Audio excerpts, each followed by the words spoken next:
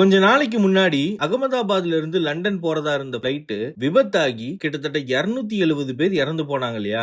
அதுல இப்போ ஒரு திடுக்கிடும் தகவல் ஒண்ணு தெரிஞ்சிருக்கு. பொதுவா பைலட் பிளைட்டுக்குள்ள பேசிக்கிறது பிளாக் பாக்ஸ்ல ரெக்கார்ட் ஆகும். அதுல ரெக்கார்டான ஒரு விஷயத்தை கேட்கும் போதுதான் இந்த ஒரு விஷயத்தை கண்டுபிடிச்சிருக்காங்க. மேட்டர் என்னன்னா, பிளைட் பறக்கிறப்ப ஃபியூல் சுவிட்ச் ரன்ல இருந்திருக்கும். ஆனா அந்த பிளைட்ல அந்த 2 சுவிட்சும் கட் ஆஃப்ல இருந்திருக்கு. அதுல ஒரு பைலட் என்ன பேசியிருக்காருன்னா, எதுக்கு ஃபியூல் சுவிட்ச் கட் ஆஃப்ல இருக்கு அப்படின்னு கேட்டிருக்காரு. அதுக்கு இன்னொரு பைலட் நான் எதுவும் பண்ணலையே அப்படின்னு சொல்லியிருக்காரு. இந்த ரெக்கார்டிங் தான் இப்ப கண்டுபிடிச்சிருக்காங்க. அதுக்கப்புறம் ஒரு செகண்ட்ல ஒரு இன்ஜினோட சுவிட்ச் மட்டும் ரன்னுக்கு மாறி இருக்கு. இன்னொரு சுவிட்ச் மாத்துறப்பதான் ஆக்சிடென்ட் ஆயிருக்குன்னு சொல்லப்படுது. ஆனா இது ஆட்டோமேட்டிக்கா ஆஃப் ஆகுன்றதுக்கு வாய்ப்பு இல்லைன்னு நிபுணர்கள் சொல்லியிருக்காங்க. மொத்தத்துல இந்த 2 பைலட்ல யாரோ ஒருத்தர் தான் இந்த ஆக்சிடென்ட்டுக்கு காரணம் அப்படின்னு சொல்ல வராங்க. எனக்கு என்ன தோணுதுன்னா, இவ்வளவு பெரிய ஆக்சிடென்ட் ஆயிருக்கு, ஏதாவது காரணம் கண்டுபிடிச்சே ஆகணும்னு இந்த பைலட் மேல பழி போடுறாங்களான்னு தெரியல. நீங்க என்ன நினைக்கிறீங்க அப்படின்றத கமெண்ட்ல சொல்லுங்க.